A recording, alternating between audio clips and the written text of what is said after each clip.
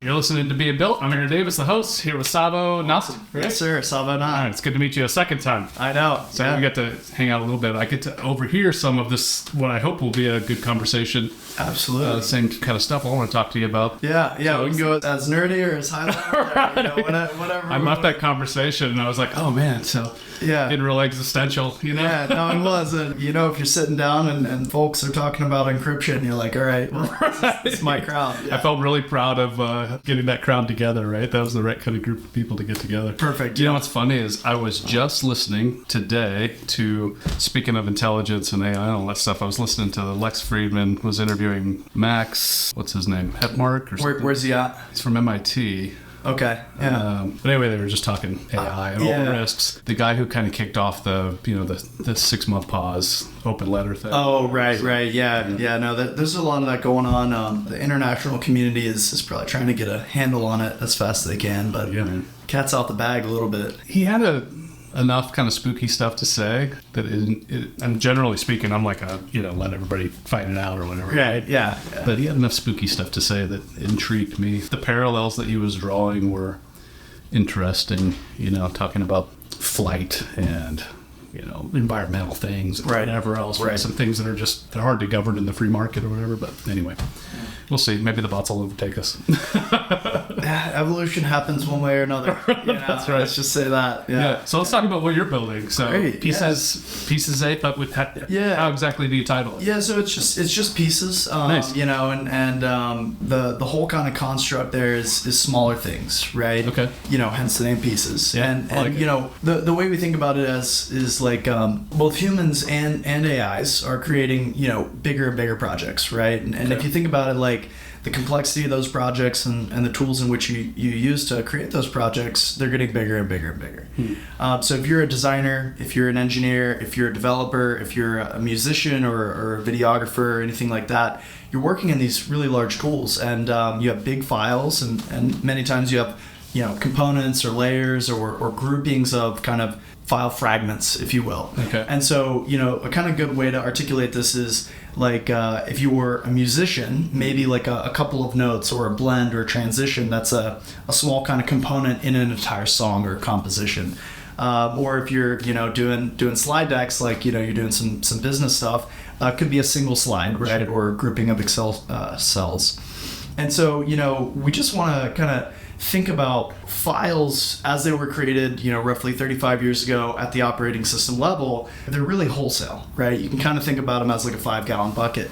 And the world needs cups, right? Because it gets impractical to drink out of a 5-gallon bucket. Mm-hmm. And so, if you think, hey, let me send you this, or let me save this, or let me search for this, and the size goes from, call it a gig, to 10 gigs to 50 gig projects, you can see where that's going. And so you need a new way to just rethink, what do we save at? What's the data size that we save at? And then, rethink how we search for that stuff, how that stuff gets shared, how that stuff gets suggested back to us, and so on. And so Pieces is really built on the first principle that there's a need to save. And there's a need to save smaller things. And, the other thing is that there's been an inherent need for people to save things, but there will be an inherent need for AI to save things as well. Google Drive, OneDrive, iCloud, all these kind of mechanisms that are out there, they're all around saving and storing. And so you're saying, what do those look like? What do those look like in an era of AI? What do those look like in an era of past files? And that's really kind of where we started. Let me ask the dumb question. Sure. Okay. No worries. I think most of my listeners are smart, but maybe there's somebody out there who will appreciate these dumb questions. I don't have any trouble saving anything. That's right. What trouble am I running into? So I make a slide deck or whatever, sure. I just save it. So. Yeah, sure. So let me ask you this. How's your experience finding these things later? Oh, horrible. Right. I do have trouble with that. There you go. Yeah. And so if you look at the problem, it's like, you could build $1 billion company trying to search and find things at the file level, or you could say, let's just change the way we save in the first place to save at a more atomic level, and then inherently optimize our algorithms, optimize machine learning, etc., to index at an atomic level, and therefore you can search at a more granular and atomic level, and perhaps even have suggestion at that same level. So, it's kind of an inobvious problem where we're very accustomed to a file, saving an entire thing, right?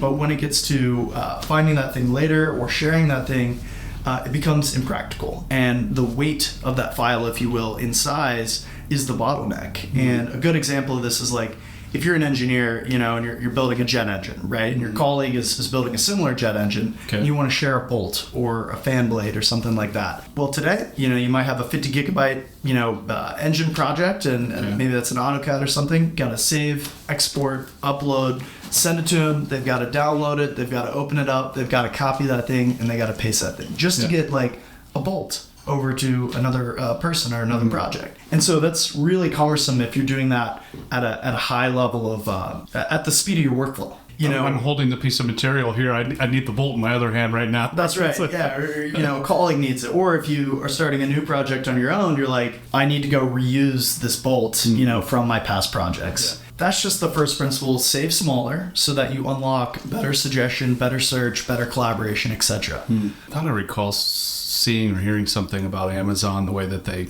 organize stuff in their warehouses. It's real ad hoc. They remember where everything is. They don't organize like stuff together. That's right. Is there a comparison there? It's hard to compare it to physical storage. To physical storage, right? I think that storage, period, is a very human thing. That's always going to be a problem.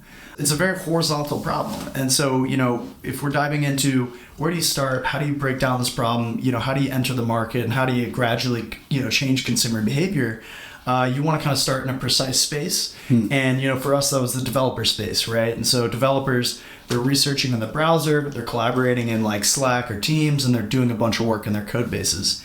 And the volume of work that they're interacting with, millions of lines of code or tons of documentation or very large teams. And so even that is like, hey, I'm reviewing code that's some great reference code. Or, I'm in the browser, I've been searching to solve this problem for, a day, finally found on Stack Overflow or something. I want to put that somewhere. Or, there's a great conversation going on architecture in Slack. How do you capture that, right? Who it was, what they were talking about, save that. Understanding why you save something, the context of it, where it came from, who's involved. That's another component too, right? And it's not just about saving, grabbing that kind of metadata. Absolutely, absolutely. And that's where search and suggestion comes from, right? You need to make sure it's not only like searching the material, but it's searching the context too. The behavior that prompts a need to search and find content that you've used or worked with before is very contextualized, right? Like it's working in this and it brings to mind some idea.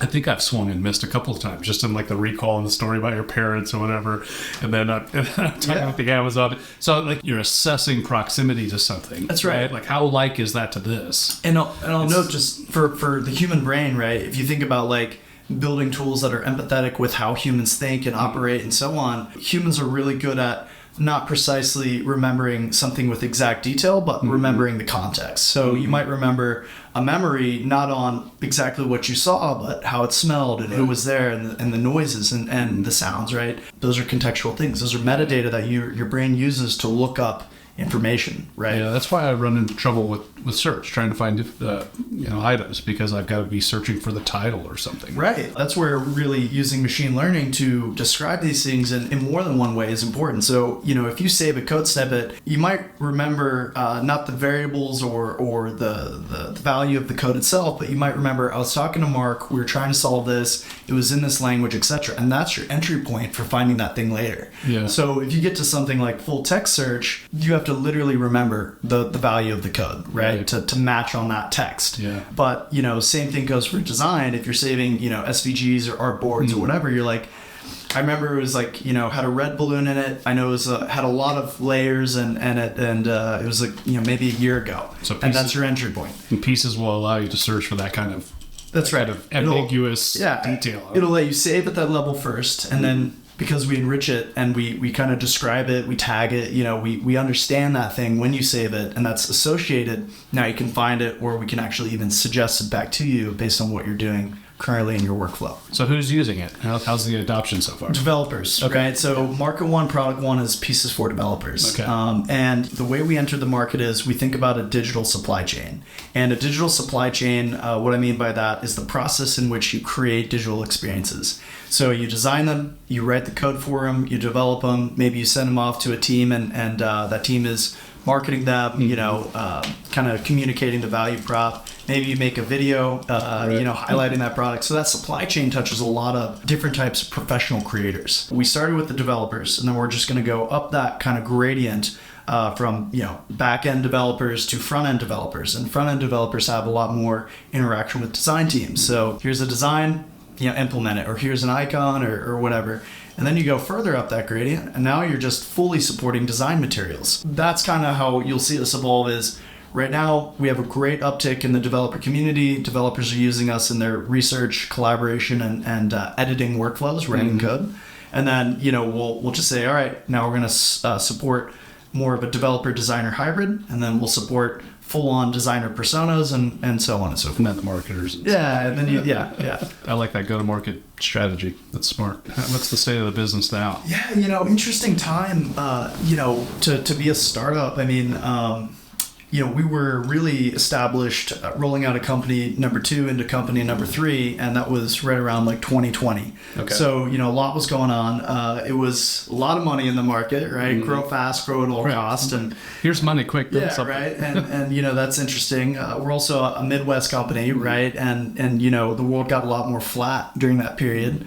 So you're competing inherently, with the East Coast, the West Coast, Europe, China, all types of countries. We're really just understanding how to build a team, what's an international team look like, how do you navigate these markets, and, how do you just kind of evolve? And now we're in a period where it's like, hey, you need a Navy SEAL team, cuddle, any excess fat you can, and I hate to use that terminology because, you could have a team of 20 and they could be A+, but in reality, you can do the same job with 13, 14 people, right? Sure. That's key. And then for us, as we look out, going from seed to Series A, you want to enter that Series A with great product market fit, great customer retention. It's not only building a product, but it's building a high-performing team, building a network, and just making sure that that's precisely constructed so you enter your A in good footing. Tell me about your team. 20-ish people, you said? Yeah. So, Are they all developers? Or I would say like 18 are developers. Okay. And even our kind of growth team, they're developer savvy. We do this thing called developer advocacy because developers, they don't like to be sold to per se. They like to be helped. So you can't do, direct market. I recruit developers, so I know exactly what you mean. Right? Not like to be solicited. That's right. And so, it's a very like organic and it has to be like a natural way in which you engage, developer audience, right? To get them to adopt your product. We have been very heavy on machine learning. We've known that machine learning is going to be a core component ever since we founded the company. And so there's about 7 machine learning engineers. Okay. And then from there, we have a lot of infrastructure. So Mac OS, Linux, and Windows, that's the level at which our product operates. So we're a desktop app. We've done a lot of work to extend those operating systems to understand what file fragments are, to add machine learning to them, and to have the capability to take data that's on your OS, on your device, pipe it to the cloud, pipe it to other people, pipe it to other devices. So infrastructure is kind of the next largest team with about 4 people. And then we have 3 major project or product managers, which are kind of the front-end engineers. Our philosophy on product managers is get the people that are building the front end UX UI as close to the end consumer as possible, right? That way, they're able to empathize with how it's being consumed, and that feedback loop is, very cyclic, right? Very tight. That was a key thing. And then we've really kind of poured the gas on growth. So our growth team is 4 or 5 people. Developer advocacy is a core thing. And then, we have the founders, which are just hybrids like myself, Mac, a couple founding engineers, and we're just see a problem, fix a problem, whatever it is. You're writing code, resizing GIFs, doing marketing copy, you name it, right? Running off to the Bay Area to talk to your bank. If you need to. Can we talk about that? Sure. About it. So it was kind of interesting. We had to reschedule our original meeting when all that SVB news hit because you had to fly across the country to address something there. What happened? Yeah, so like I said, interesting times going on right now. So I think it was maybe like a month ago now or something that, the bank run, I guess, effectively happened. And so, we banked with SVB. We had our capital, our seed funding in there, and our investors banked with SVB. And so it was like right around Thursday night, and we were starting to get messages from our friends out in San Francisco, and they're like, hey, I think this is going down. And, I think by the end of the day, Thursday, we were getting texts around 2 or 3. We immediately went and opened up a Fifth Third account. And then Friday morning, I think we had a Bank of America. Midwest Bank. Yeah, right. Yeah, exactly. And then Friday morning, we had Bank of America in Huntington, and we had the wires initialized, trying to maximize FDIC. Yeah. But it got shut down by 1 o'clock on Friday. That was a scary couple of days, huh? Yeah, it was intense. And then, so I was going out to San Francisco for a couple things, but San Francisco was just eerie too, and we were at founders events. I think we were at Hustle Fund or it was a founder event, like 200 founders there. And that was all the talk. Everyone was like, what's going on? And then it went away almost as fast as it came. We'll see what happens. Eerie things have been happening in the last couple of years. It reminds me of a story. I had to make a trip to see family in San Diego during kind of the peak of COVID when everything was shut down. Nobody was going anywhere. It was really impromptu, and for whatever reason, I needed to fly into LA and drive down to San Diego. So when I landed in LA, it looked like, Walking Dead. Yeah, Walking Dead. There's nobody out. There's no driving, there's no walking. Nobody's outside. It was not what I was experiencing here in the Midwest. That's right. So it was a total trip to be in LA at the peak of that and see it and I've been through LA a lot, but to see it completely empty was eerie. It was kind of spooky, but it's just, like I said, it's interesting times. I would say if you look at like the last 3 years, extreme market highs, extreme kind of like geopolitical tensions, and right, and you had COVID, which was we probably haven't experienced anything like that since early 1900s, right. and pandemic wise, and then. Yeah, it's just now the robots are taking over. Yeah, and we got the AI, and that's rethinking the way that you have access to information, and you have an expert on many topics, like at the tip of your keyboard. We had a little bit of that with the Google era, but I'm the oldest of 5. I've got a brother in med school, and I think ChatGPT just got 100% on the passing exam to become a doctor and diagnose some stuff. So I'm like, hey man, use this as one of your tools and become aware of it, because you're right. I don't know if we were recording yet or not, but the cat is out of the bag, right? Yes, that's right. We're not turning back. Have you figured out how to utilize ChatGPT in your business? Yeah, we have. We have been heavily invested in machine learning since day one. We came out, we said, that will be a deep part of our DNA. I think that ChatGPT is unique for us for 2 reasons. Number one is we do ride the wave, if you will, a little bit, and we add in features, that distill down an entire sentence or two to a single button click. So making ChatGPT a little more efficient, like, hey, click a button. I don't have to worry about how to ask it the question or what the right question is to ask. We'll do that for you, and you're going to get the same output. Mm-hmm. The other thing that is actually more important for us is generating really large data sets from ChatGPT. So our ability to take user data and then run that data through ChatGPT and say, hey, create tags, create descriptions, create titles, give me variations of snippets.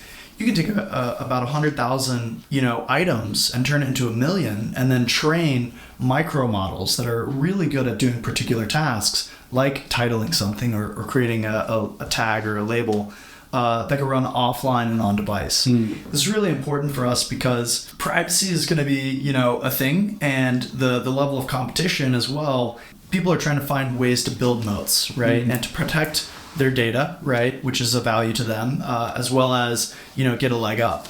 And, we're building developer tools, and code is a highly secure kind of material in government, enterprise, you name it. Open source is nice for us for early adopters because there's not too much regulation, but in those other kind of environments, it's very locked down. Yeah. And, in a tangential kind of field like Bloomberg, they're like, hey, we're not going to take any of our data and send it to OpenAI or send it to Google or things like that. They're going to take these systems and train their own large language models, right? Interesting. So everyone's kind of in this race to kind of block out or capture or proxy, what's going on with ChatGPT and just say, can we do it ourselves or can we do a small component of that? Right. It's exciting and it's scary in a way. And I told you I just watched the horror movie that I watched with some experts talking about the risks, right? How quickly we can progress from LLM to general intelligence, artificial general intelligence. I think we're still probably one step function away. If you look at, general intelligence, it's the training loop, right? It's the rate of learning. The memory component is really, really important. Being able to retain, become personalized, and also decentralized. Like, I think that's key. And then also the amount of inputs that a model can take simultaneously, and the amount of inputs that it can filter. That's really where you start to look at, all right, general, AI like us, right?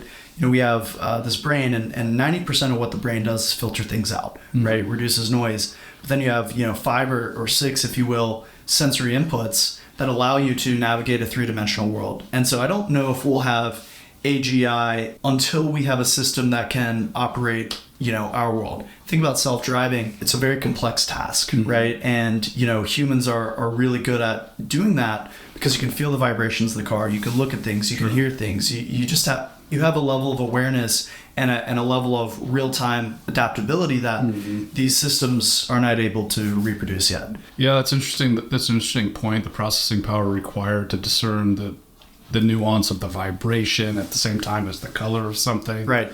And the particular pitch. It's why you scream at your children in the back seat to be quiet, because you're processing a lot, right? Yeah. Yeah. And so that's just driving. It's kind of simplistic compared to figuring out how somebody felt about you in a meeting or whatever That's else, right. And I'll tell you, the other thing too is like the volume of input data, if you will, is interesting. Like, what's going on with vision processing and real-time vision processing, etc. Like, just even replicating the input of the human eyes, it's a ton of data to process, right? Sure. And a picture's worth 1,000 words. If you've got a movie, that's a bunch of frames over and over and over. And that's why self-driving is really hard to do, as opposed to just, here's a sentence, give me a response that's, again, in a text format, conversational. It's kind of flat, if you will, from that perspective. Yeah, your comment about how much we throw away, how much data we throw away is key. Is interesting. I just watched Moana for the 4,000th time the other day. Or not. I caught 15, 20 minutes. I had a 6-year-old. So yeah, there you go. You'll join soon enough. But that's the life I'm living. As I'm watching whatever 15, 20 minutes of that I caught, I saw something new that I hadn't seen before, right? Okay, right, yeah. And so it didn't require much for me to notice that, because I was able to ignore the things I was familiar with. That's right. That's right. And it occurs to me that the first 1,000 times that I watched that movie, I ignored that. I just decided that wasn't an important thing. And so I wonder, as we, train devices or whatever to observe all these things, right.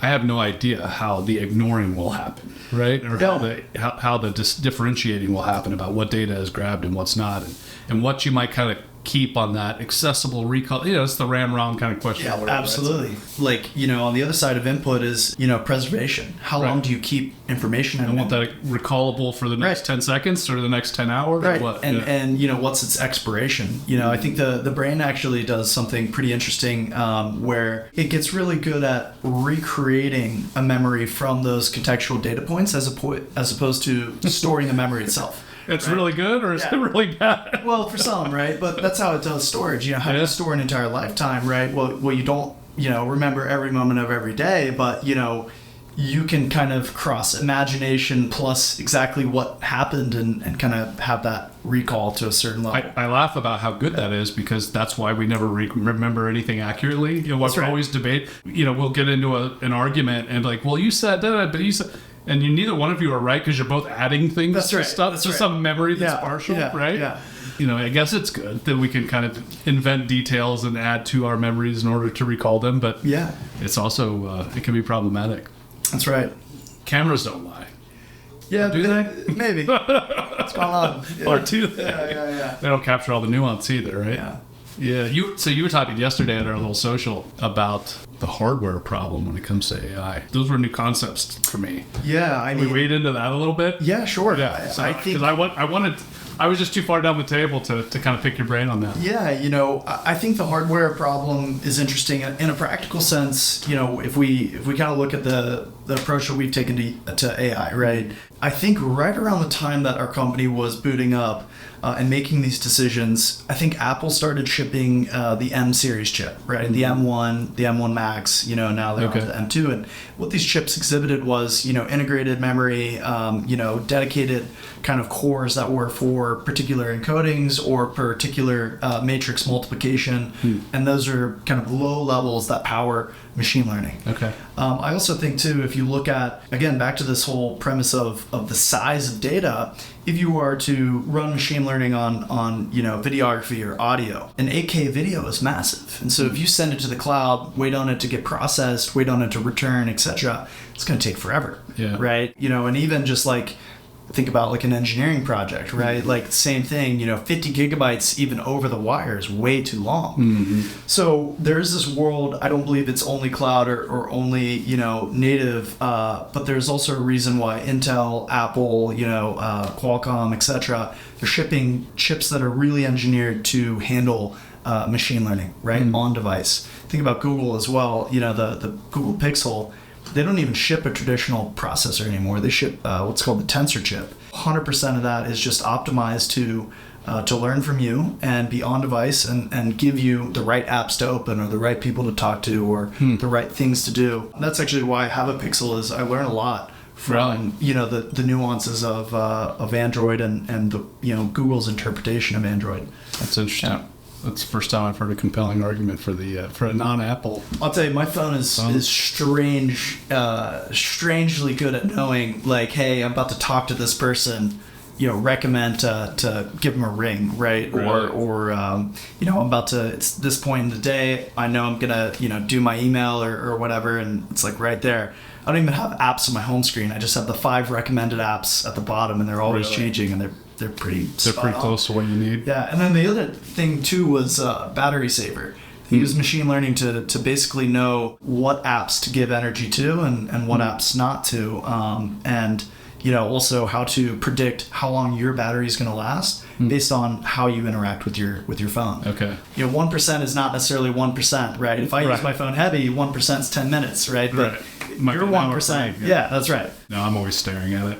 Yeah, but the screen is on, it's burning that battery, right? I just say practical AI, right? Yeah. Atomic invisible AI adds up, right? And if you have 10, 20, 30 micro models that are all just doing their own little task, that summates to a more intelligent experience holistically. Yeah. Yeah.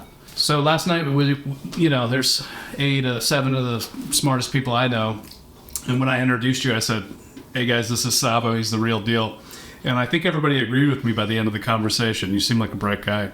Well, thank you. I think the world wants to know what you're doing and what market you're going to next. And you kind of laid that out in an interesting way. I like your thought process about that. Let's say I'm going to make you forecast the future. And, sure. So two years in the future. Yeah, right. Absolutely. So 2 years from now, what problems do you think you will have fixed? And what problems do you think you will be facing at that point? So that's the happy path I'm going for you. But I'm presuming success. Absolutely. I'll note that, one of the other reasons we entered into the developer space, and I will articulate this based on just audience and so on, but we are benefiting from a first mover advantage. We've kind of been building in plain sight, but people are not necessarily thinking about what we're doing because there's a serious amount of iceberg below the water level. Makes sense. Yeah. And so for our product right now, it's just text, right? And text is code and code is text and so on. But as soon as we roll out our debut of saving more advanced things like a file fragment from Google Slides or a single artboard or layer color palette from Figma or Adobe, the shot clock begins for all of those other traditional drive systems out there to rethink what a person is saving. And I think that it'll very quickly begin to change that. People want to save at the copy and paste level. What's ever on your clipboard, open up Google Drive, open up Dropbox, whatever, paste it in, that's saved, right? And we're going to be the pioneers to that. So I would say 2 years from now, we'll be past our Series A, probably entering our Series B, but that's when, all the other market motions, they're going to really start to say, hey, we got to solve this quick. The other thing is that with AI, a lot of people are out there, noting that AI experiences are very touch and go. They're very session based. They're not very long term. So you can have an interaction with machine learning, and it's maybe going to recall the past couple of inputs and outputs, but it won't remember last week or the week after, things like that. Okay. And so there's going to be a need for AI to autonomously save things for you relevant to its interactions with you. And I think that pieces will evolve very quickly. We have this thing called Suggest and Save today. It's built on what's called a pattern engine, runs on your device. But we say, saving is a conscious process, right? You have to think about, hey, I might need this later, or someone else might need this later. I'm going to go ahead and save. And a lot of people miss that. So, how do we solve the problem of these AI assistants that recognize you're doing this over and over and over? It's a highly reusable material, or someone is, sharing this with you or asking you for something. How do we just automatically flag that and save that? And it's not about saving everything. It's about saving the right things, because too much, that's going to hinder search and suggestion, and too little, it's also going to hinder search and suggestion. So you're going to see us evolve in that kind of diagonal very quickly. It brought to mind the comment I heard from Alex Huberman in his podcasts. He's kind of a health guy. He's talking about how impactful taking physical notes with a pen is. Absolutely. Right? Absolutely. So it made me wonder, as our machines get smarter about saving and recalling, right? Do we, just by void of necessity, get dumber about recalling and accessing information? Yeah. Not dumber, but we just don't need. That's right. It affords us to attend to other things. That's right. And I grew up with Google at my fingertips, right? And what I really, really understand is it's not about remembering everything. And they actually have this joke in computer science, in undergrad and stuff. Your job as a software developer is to half remember something and look up the rest, right? Right. And so now you're encroaching into that looking up space. That's right. And so, but to look things up, you have to have them saved, right? And or you have to be able to generate them, like the human mind. If it's 50% remember and 50% look up now, I would imagine that gradient is probably going to get down to 25% remember and 75% look up. But I'll also note, the role of an individual, be it a team lead or a creator or whatever, is not necessarily to remember everything, but it's actually to route things, right? And so creating connections between two data points, thinking creatively about those connections, or routing information to and from, but not retaining, I think that's going to be the role of humans. It's kind of this meta layer on top of information, or this kind of like verification layer, whereas like remembering something is going to be less and less important. Last night it occurred to me the concept that the new creation is curation, right? And living in a world where bots create for us. That's right. It's going to become more about everybody's an editor now. All the authors are editors. That's right. Right. That's right. Even more so. So what you're doing is lending, how opportune. Right. Oh, very. Kind of you're in the recall and route. That's right. Business in a world that's just been transformed by the idea that the bots can create now. That's right. Wow. So that's good. That's great timing for pieces. It's great timing for you. It's a fun time to be in that space where you're kind of part of having to respond to that, right? Yeah. Today I believe data doubles, if not triples, every year on Earth, right? And just think about that from a volume perspective. I think it's probably going to be a step function in data generated. So think like, Stable Diffusion, right? Or Midjourney. You can put an input in, you can get 10 images out, right? And now you're like, of those 10 images, which ones are interesting, right? And so that's where you move into that curate, select, save, iterate. Same thing goes with code. 99% of code, I would say 2 to 3 years from now, will be completely generated. But that generated code, you're going to have nuances there where you're like, that was an incredibly A+ code generation right there. I want to save that and use it for documentation. Or I want to save that and use it to onboard or send it to someone else. And I think like as generative AI kind of really just increases the output of creation, you have to curate, save, and just think about our roles as changing. Again, it kind of goes back to the comment you made early in this conversation about 90% of the brain work that we're doing being throwing stuff away. That's right. Deciding what to throw away. That's right. I guess it's the deciding part that's interesting. As I was listening to that conversation today about the risks of AI, it also occurred to me how how much attention you and I and everybody, every other human on Earth, most of us, unless we have, neurological dysfunction of some Right. sort, right? Attend to kind of emotional signals, right? Right. And then everything that you and I describe as emotions, they're really just layers of data. Yeah. Right? Yeah. It really can be, I might be oversimplifying it. No. I don't think it can be done tomorrow, but Yeah.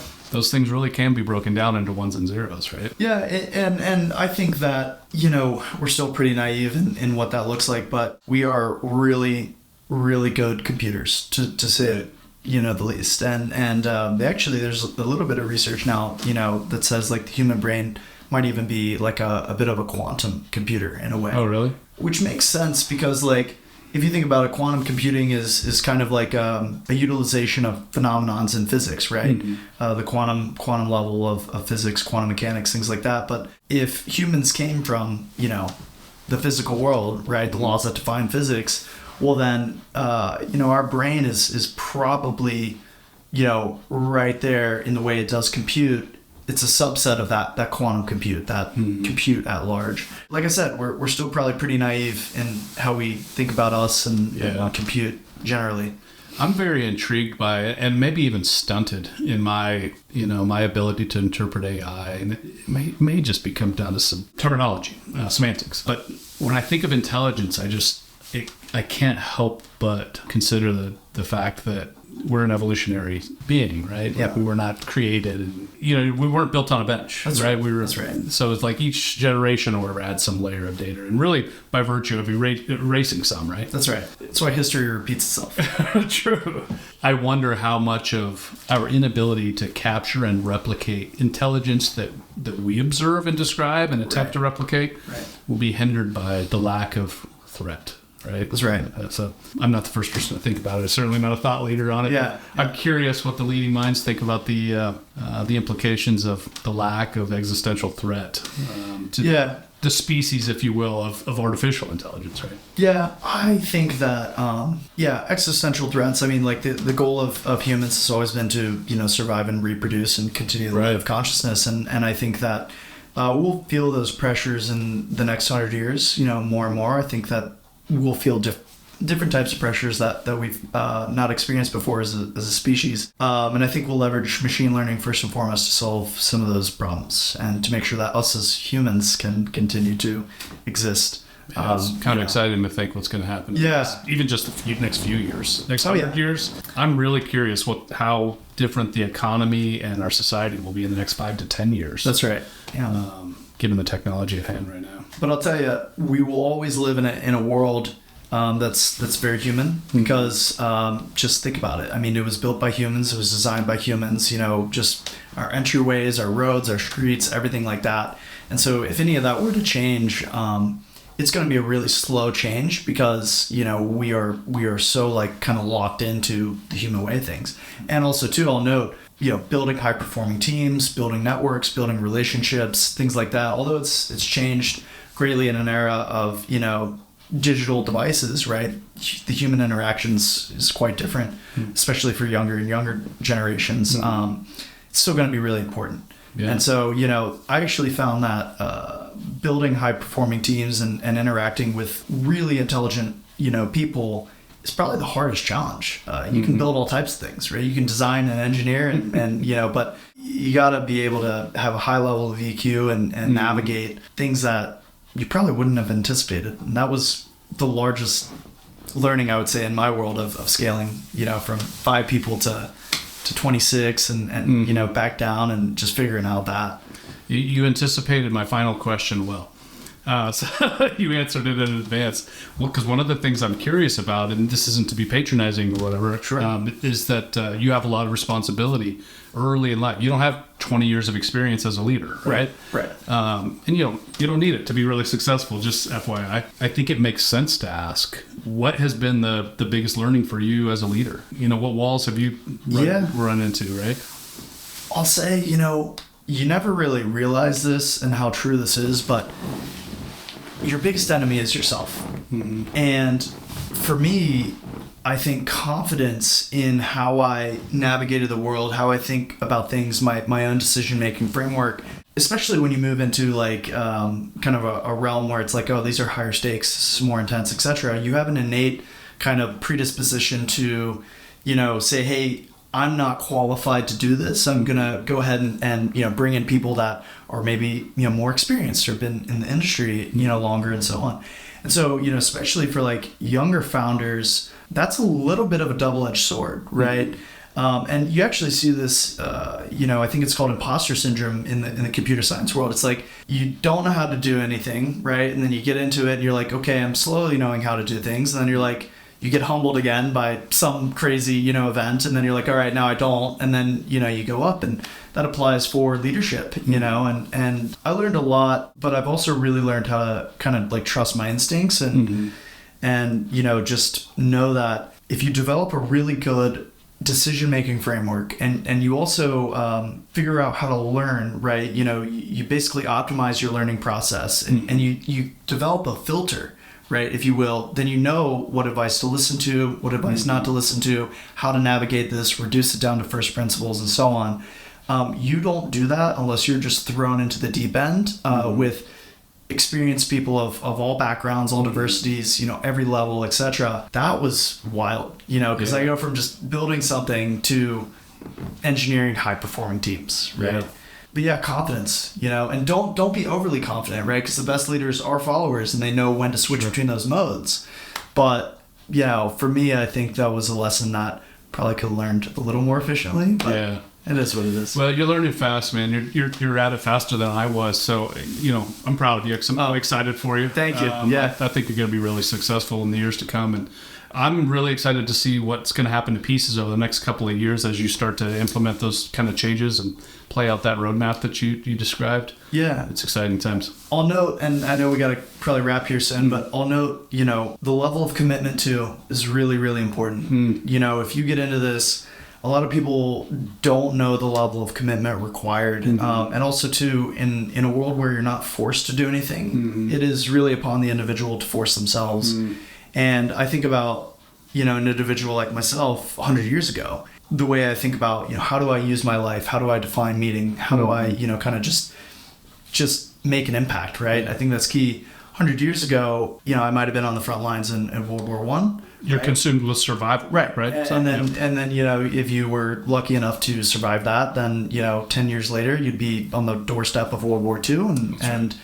And it's not even 100 years ago. It could be 100 countries from here. That's right. That's right. Just right now in present day. Right. Yeah. And so I think that being in a constant state of preparation, right, whether you're asked to be or not, is really key. And having a level of commitment that I'm doing this now for my family, my kids that I haven't had yet, the future that we may not know. It's not defined to be this or that. You just have to prepare for the unknown, day to day, week to week, month to month, year to year. I think, though, for being in a state of preparation, it allows you to define what you're fighting for and why you're doing something. And that just summates to commitment. And this is a space you have to be committed. That's a really mature observation. It's been a pleasure having the conversation. Thank you so much. All right. Absolutely.